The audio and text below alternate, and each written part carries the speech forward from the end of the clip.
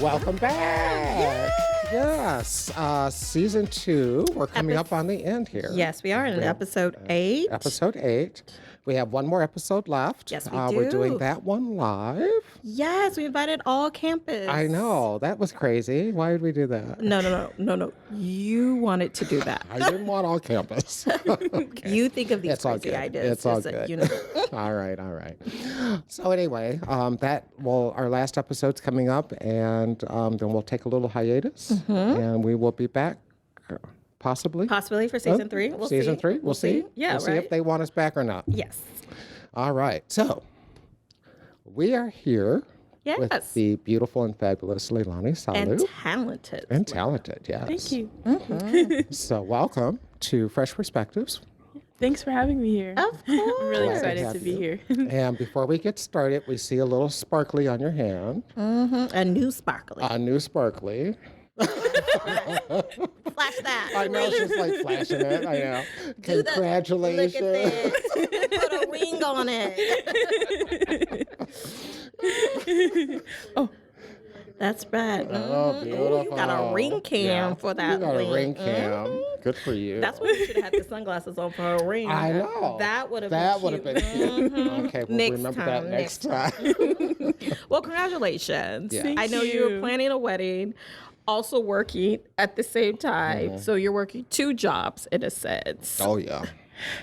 3 jobs. Oh, If you include all my volunteer work that I'm doing this year. Oh, wow.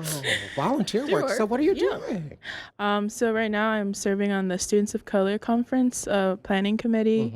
So I've been doing that since fall. I'm also part of the NCORE, the conference, the National Conference on Race and Ethnicity. I'm part of their Asian Pacific Islander Caucus. So there's some other things that I'm doing outside. So. Great. Wow. Yeah. and the student conference is coming up soon, right? Yes, it's next week. So excited. So Look at her face. Did you see her face? She's like, it is going to be excited. done. I know. I'm like, I used to have that kind of energy. And then NCORE is in May, so you are trickling down with all your volunteer work. Yes. So excited for Hopefully. you for the summer to actually relax a little bit. Yeah, I'm going to Vegas in July, actually. So excited because that's actually where we're getting married. Oh, So cool. yeah, so I'm doing some wedding stuff. My partner's Sione, his birthday is in July too, so we're just doubling down. Hey, Yeah. win-win situation. I know. Wow. So You're excited. like Miss Popular, Miss Everything. Girl, Pretty much. she She's is like- every woman. I know Okay. she's every. I won't say it. Anyway, don't laugh at me. Anyway, so tell us a little bit more about yourself. What else would you like to share? Where should I start? Start how we got you here at Green River. Yeah. That's an interesting story.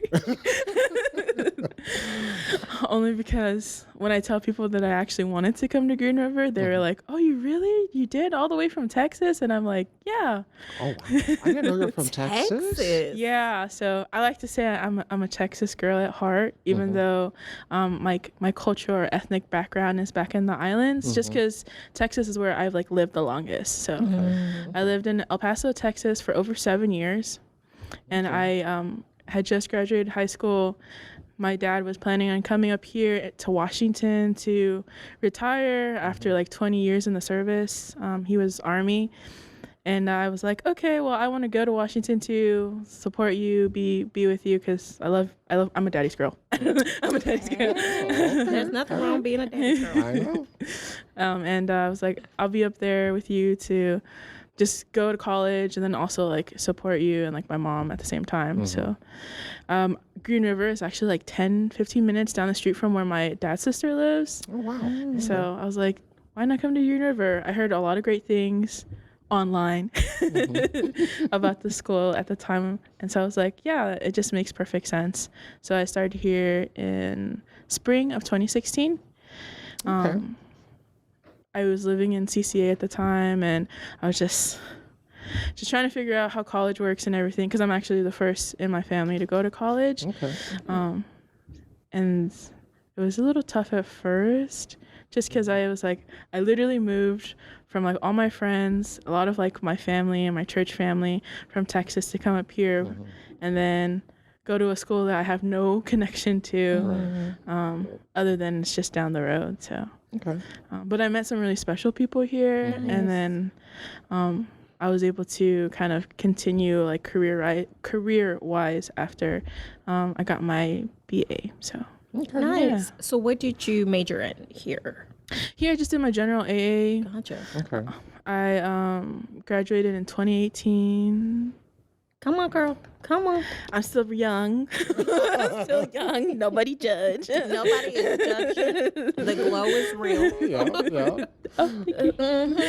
So, and then I went back to Texas thinking that I wanted to be back home with my sister and all my siblings. And I was like, no, I left for a reason. I don't know why I came back here. I'm crazy.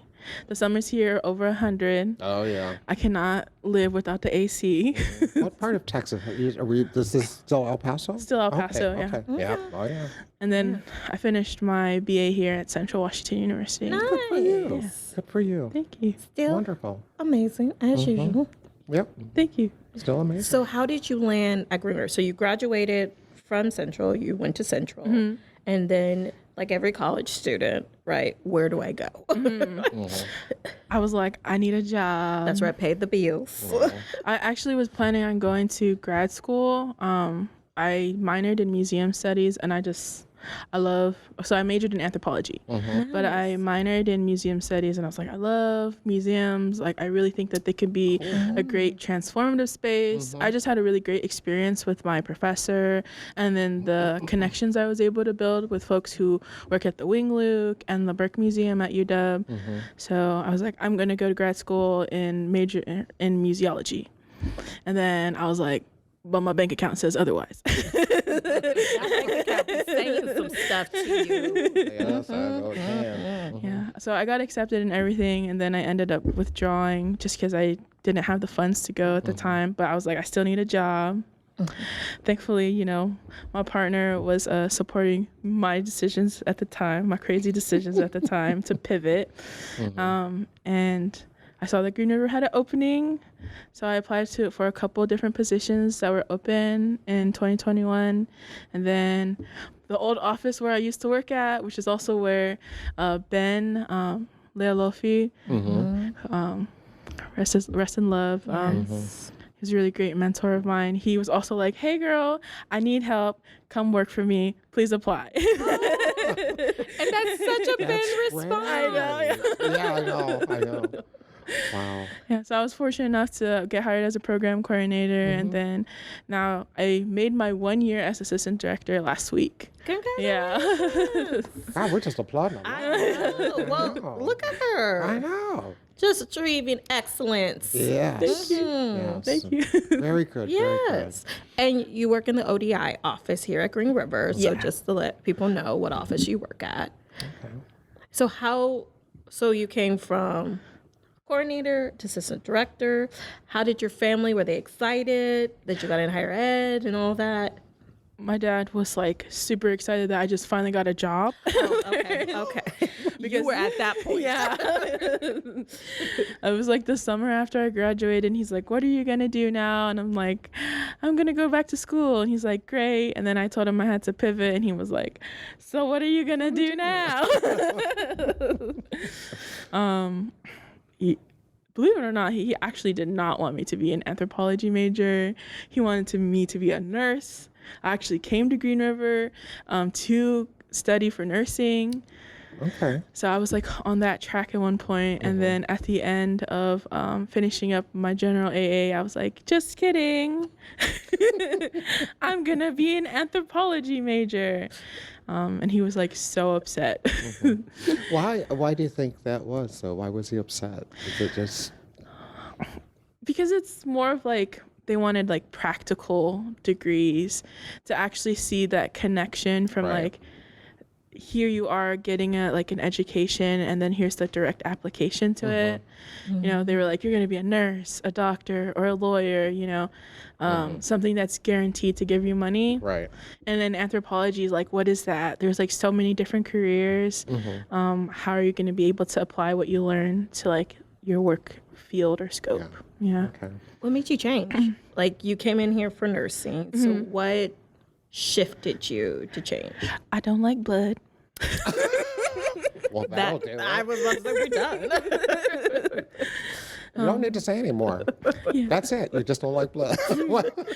There was like an AP, like I think 103 class, and we had to like take our blood to like measure like our blood sugar levels, right? And we were also doing some other stuff, some sciencey stuff that I do not remember, but I just remember, why am I looking at my blood right now? Here is the floor. Like, so, Oh, no. yeah, I'm like, which is funny now because like I'm also diabetic, so I have to prick my fingers a lot, and I'm just like, trying to measure. Like, I'm Every time. Am I hitting my finger?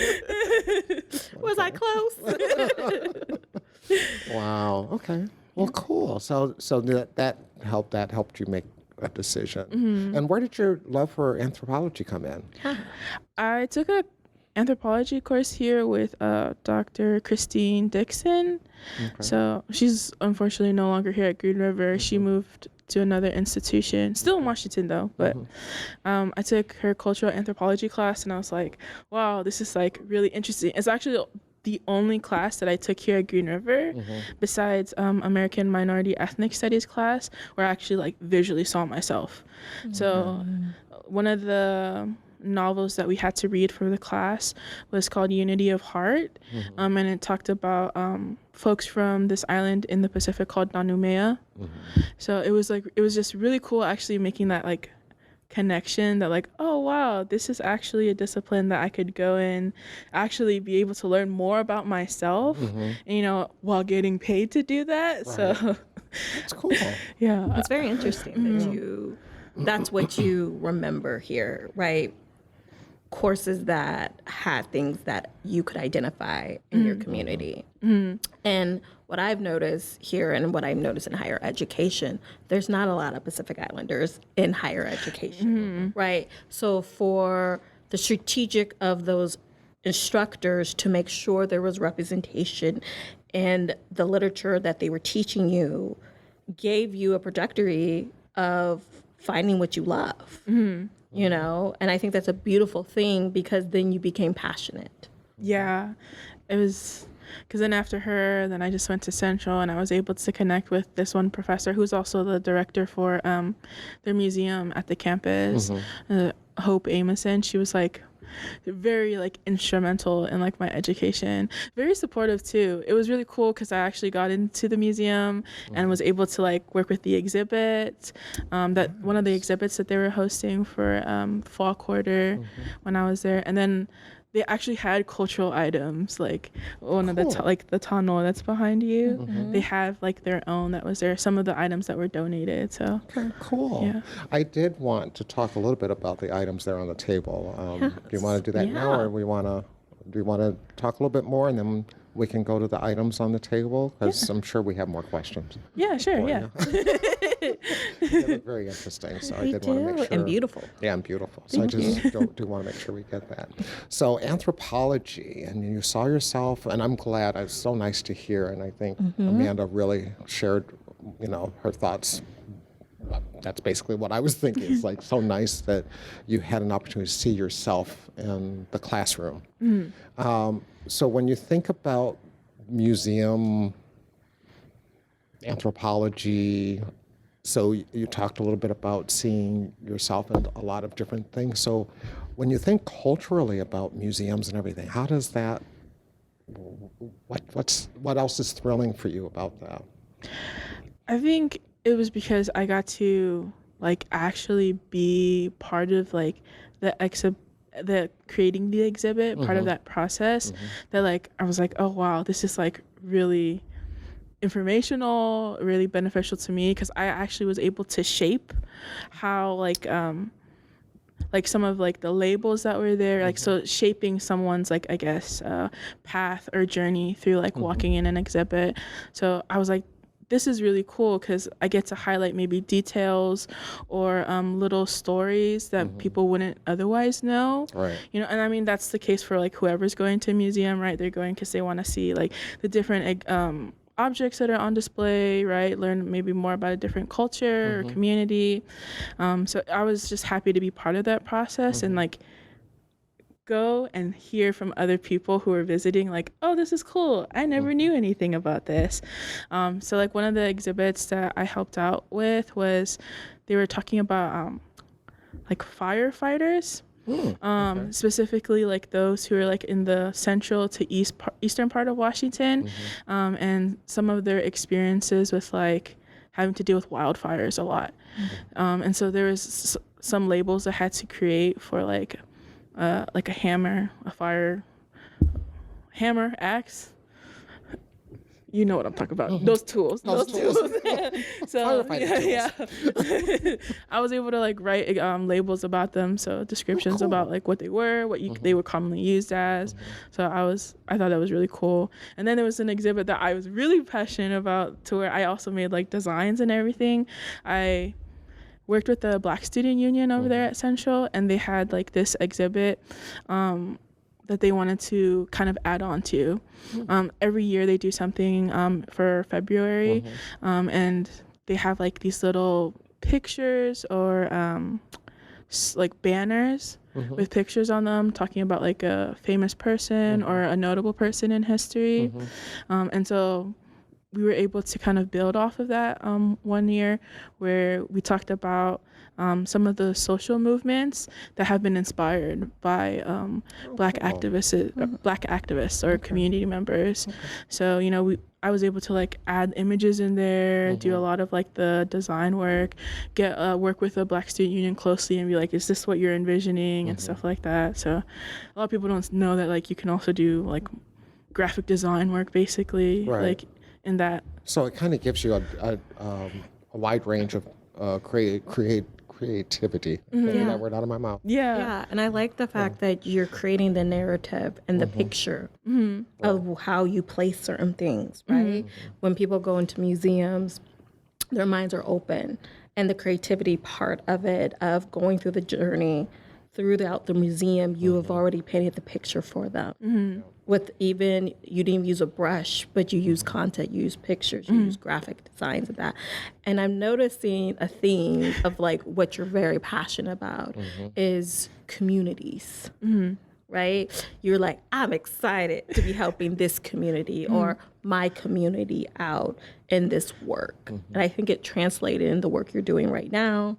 And yes, the volunteer work that that you are also putting in there. That's there, of that love of community that's like honed in, and it's beautiful to see in different layers, because you have a love for your community. And then you have a love for others' communities and their beauty and appreciating that. Yeah, there's just like a unique experience that I had when I was here at Green River as a student, and I feel like that still rings true now being on like the staff perspective. It's just being able to interact with people from across the world, but then really build authentic relationships with them, you know, and get to know more like maybe things that they're struggling with, what I'm struggling with, learn more about myself. Besides like dancing and like the language, I really didn't know much about Samoan culture and like just being like a Pacific Islander in general. And it wasn't until I came to Green River and like was actually involved that I got to learn more about myself. And I feel like then I was able to learn more about other people. And I think that's what I really like, is those stories, you know, and seeing the direct impact that, or maybe indirect too in some cases, but the direct impact of like me just being present or me being able to help in any way I can, how that supports someone. Would you say then that a chunk of your life was kind of more around assimilating to like Western culture, so to speak, Western culture, and how does that, and then discovering yourself, basically, like discovering who you are in college. So how did that feel? I mean, how did you manage that? Because it's not an easy thing to do, I don't think, but that's part of our, the country that we live in, and there's always the assimilation piece that comes a part of that. So can you share a little bit about that transition? Yeah. I'm trying to make sure I'm asking the question clear enough. No, I think you asked it perfectly. Oh, so thank yes. Thank you. I would say yes. There has been like a pressure to assimilate.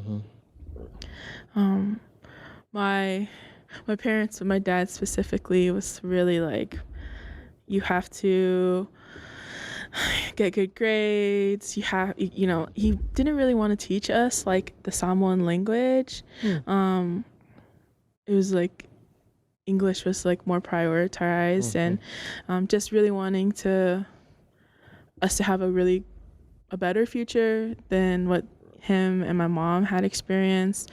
So a lot of it was like, you have to act a certain way, you have to be like quiet, respectful to like your elders, your instructors, don't try to change the status quo, just keep your head down. And I noticed that that's the same with like other like Pacifica communities or like Asian communities too, where it's like you just stay on the beaten path.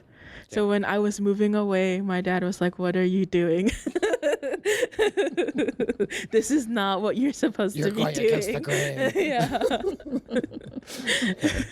Okay. Yeah. So then you moved away and you experienced more. Do you know some Samoan language now? Have you learned? I'm not fluent, but I would say I can hold a conversation. Good. Yeah. Good. There's like a lot of Samoan, like it's called Anganga Samoa, where it's like cultural language immersion, like courses that people can take. So have I done that? No, not yet. But just trying to like be more involved in the community, and learn more, either from like books, or asking more from my parents, like please like talk to me. Like I understand, but I just can't like, if you ask me, to get over that hurdle. Right. So okay, all right. It's very interesting. And you're right, a lot of cultures are like, okay, the dominant culture is white, so what are they telling us to do? Okay, get a good job, white picket fence, you do A, B, and C, you're not going to disrupt anything.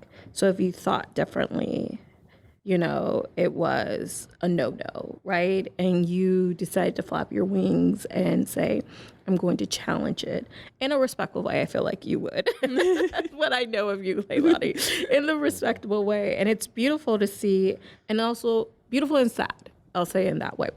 It's beautiful that you're regaining your culture back, and that you are hungry to regain it back.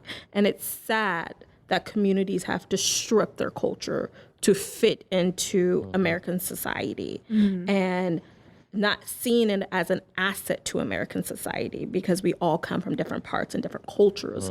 And so we should honor those traditions and that kind of stuff and celebrate it. In a beautiful way, and understand that there is contributions that were done throughout the world from different cultures that is not taught about. So when I hear you say, like, I got excited at my class to see me, read about me, it's because it's been stripped from you for so long, and you were hungry to actually say, like, I see me. This actually works for me. And I think it's important in higher ed that representation does matter. I mean, you're a great example of it, that these instructors made an impact in your life, just the smallest gesture, and they don't even know that they made the impact. And that's powerful in itself. Yeah, no, I agree. I think now, like, my relationship with my parents has changed a lot. Whereas at first my parents were like very like, you have to do this and have to follow like a certain path. But now it's like, because I've given more pushback, I've seen my parents be a little bit more open-minded, to like my career choice, and then also like my lifestyle, and the things that I'm passionate about and want to do. I know that like, especially when I told my dad that like I became the assistant director for ODEI, he was like crying, you know, because and then he was like so happy, and he was like super happy once I told him my salary.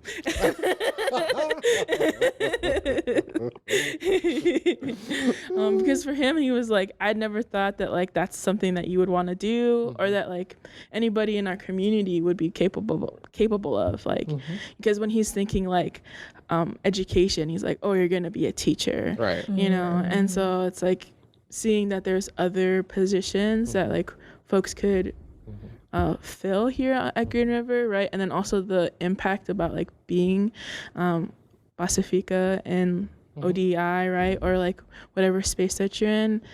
I don't think that like he kind of made that connection. Right. So how have your siblings, now where do you fall? You have other siblings. I've heard you mention siblings. I have middle child syndrome. I am the middle child. We can end the show right now, folks. Just kidding. So you have how many up and down? So there's 3 of us in total. I have an older sister and a younger brother. Okay. So my parents, like when I talk about my parents, I talk about them a lot. Even like in my relationship, it was just, this is like a funny little story, but when I made the crazy or risky move, whatever you want to call it, to come back up here to Washington and finish out my bachelor's, the thing is, She said what happened was. the thing is my partner was going to Central at the time. And I was like, you know, why don't we live together? It saves money. My parents were like, that's a no culturally, like, I don't see no ring. I don't see no At the time. At the time. Look at this now, honey. Anyway. So it was a very hard hurdle to jump over and get their approval to like, I'm moving up here and we're gonna like be staying together. And so, damn, what was I talking about? You said it was a funny story. I thought you said this is a funny story. Just like, I don't know. I feel like Daddy would have rolled up in here. My daddy would have rolled up. I know. Excuse you. Baby, I'm going to pay for you in a separate place. I don't care. You said it was a funny story. Oh, that was probably the funny story, basically. Yeah, it was that. You know, living together. My dad was not happy about that. So, his baby girl. Yeah, damn.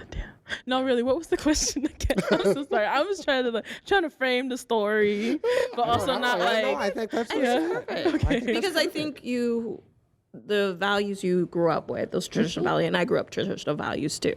So rebelling against or pushing against the grain or thinking a little bit differently, let me say that, because it doesn't always have to be rebellious or pushing against, but finding your own way and path in a beautiful way and being respectful, because I think your culture is the father is the head and getting approval in that is important to move within the world in a sense.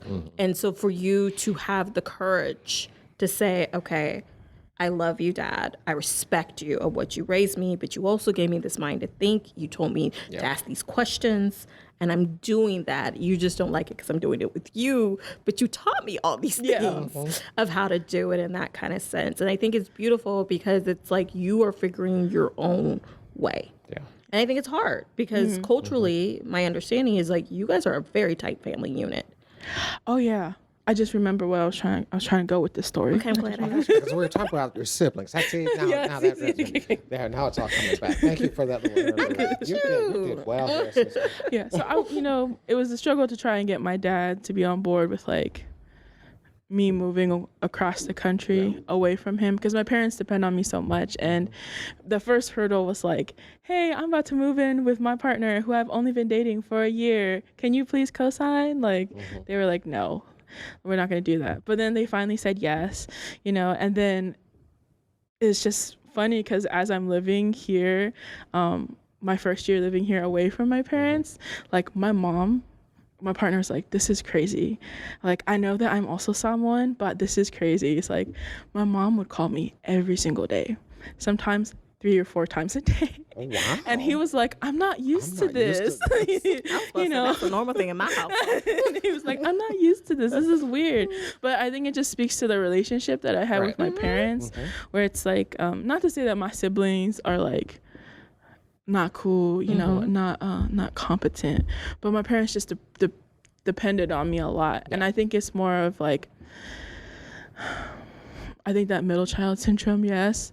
But also I think I was the first one from my siblings to actually make like, it's kind of like break the ceiling, right? Like to break free and like, you know, go and get an education, live on my own, right? You know, buy my own car, things like that, you know, be like stable, like financially, housing wise. And so for them, they see that and it's like, it makes sense. Why wouldn't we call on you? Yeah. Right. And I know my siblings are still trying to find their way. And so I Have think you influenced them though? I mean, the seeing your, seeing where you've gone and how your life has blossomed, have you seen an influence with them? Because sometimes that happens. Your siblings will say, "Oh wow, look, she did it. Huh? What's wrong with me?" So what? What they do? Don't look at me The like shade. I know. That was shady. I just want to say that. I wasn't trying to throw shade. I was just saying, apologize. like, they were like, what you really doing? You ain't doing nothing. That's what it sounds like. That's what it I sounds wasn't like. trying to imply that. I just I'm want to make sorry. sure. I wasn't saying No, about your siblings. yeah. oh no, you're good. But I'm just saying some siblings may feel that way. Okay, thank you. That's a little better. Okay. But how do you do you coach them a little bit? Do you help say, hey, you know, I did it, you can do it? How does that relationship work? I think my relationship with my siblings has changed, yes. Okay. But I would say it's like a little bit of like coaching, a little bit more of like humanizing them. Oh. I think a lot of times I think that pressure from the previous generation is always like, you need to do better, you need to be like on your A game like 100% of the time, 24/7. And so I know that like that doesn't always speak to everyone, at least like when you like the way that you present that to folks, it may not always speak to them in the way that you're intending to, right? Yeah. And I feel like that's the case for my siblings. So I think what has changed is my relationship with them. I wasn't really close with my older sister, but now, especially for this wedding, I'm like, girl, is this your wedding or my wedding? It's like we've gotten really close over the years. Good. And it's more kind of like we're able to open up more. Yeah. You know, I think younger, like when I was younger, that wasn't the case. And then it's the same for my brother, where I feel a little bit more like that stern, assertive voice for him. He's very like wishy-washy type of person. So I feel like he needs just like a guidance, somebody to be like, look, this is how it is.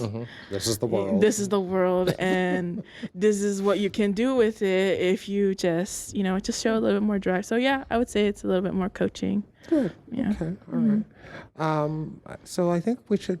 What do you think? Take a look at some of the things you're sharing with us Beautiful. today. Thank you. Yeah. So these are actually not mine. Well, you didn't have to tell me. But I do want to like share and be honest with you that these are not. Okay. But these are my partner's families. Okay. So they've actually been in his family for at least 50 years. So been around a while. But the first, can I grab this? Yeah. I think so.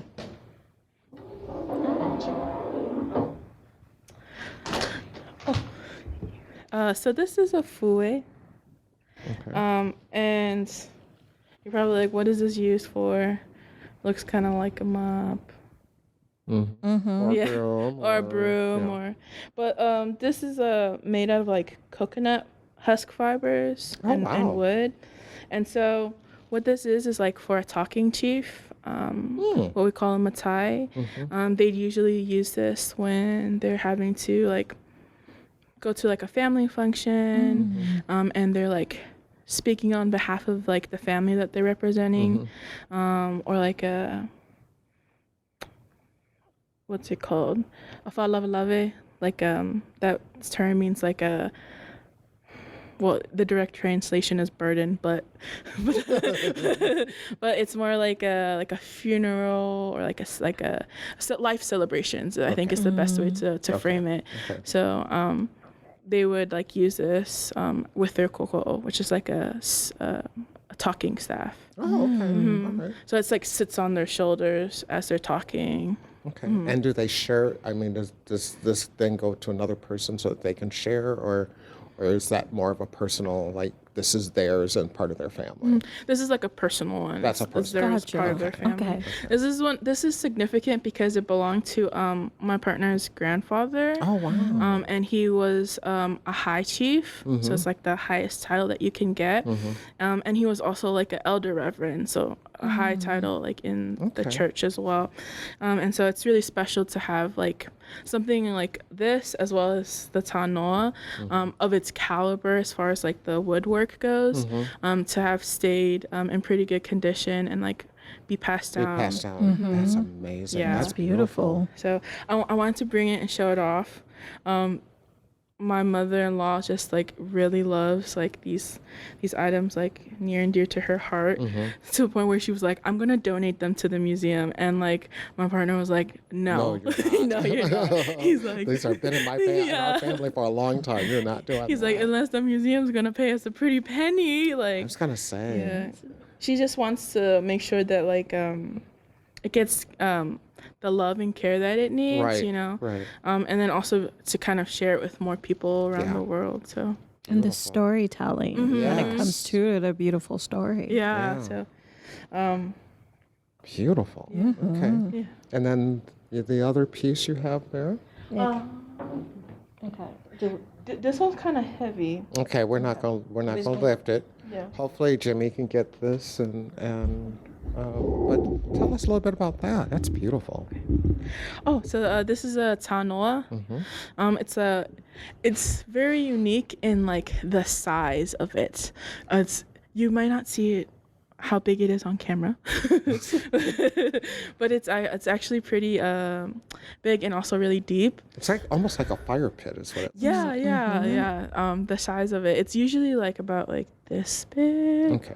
So a lot smaller. But what a tanoa is used for is for ava ceremonies in the Samoan culture. So ava is the word that we use in Samoan, but a more common word that I think people know by is kava.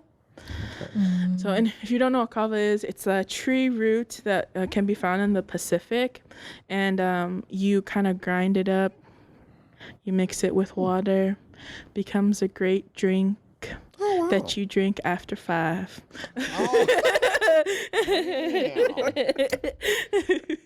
And when are we getting invited over? I was going to ask about the food before we go to the You drinks. gotta eat. You have to eat.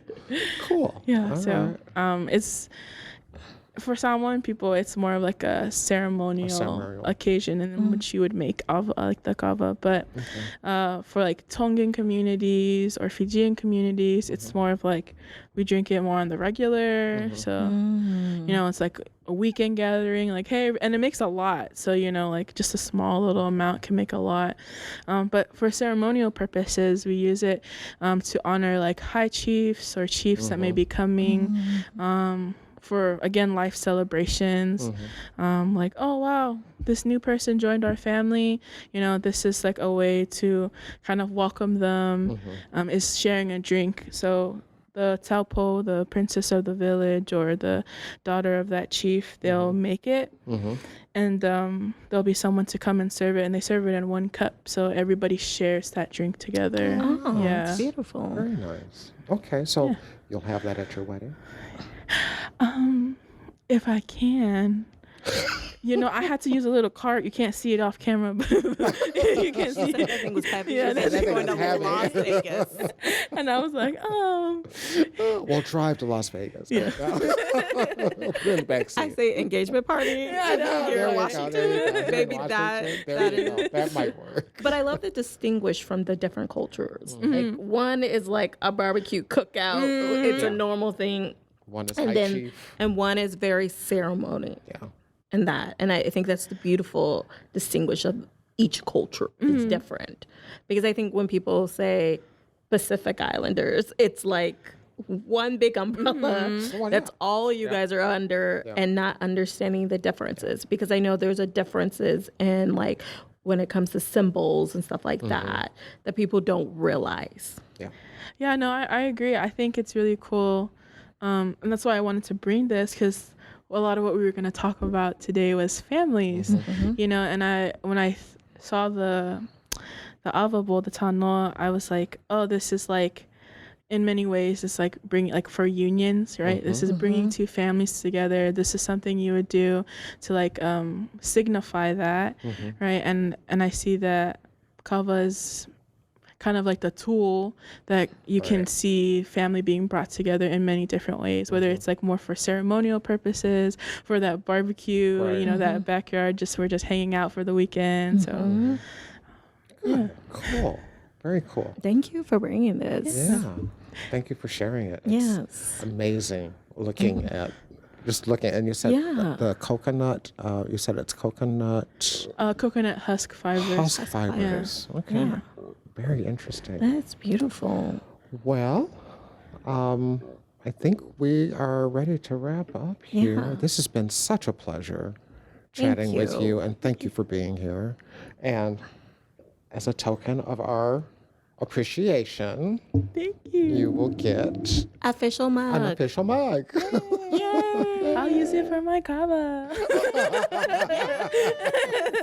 We made There it you to the go. celebration. I know. Who knew our two faces? I know. But really, it's been an honor to like spend some time with you and really dive deep about your culture, how you came to be here at Green River, and the beautifulness of your journey, and keep evolving from your journey and growing in that.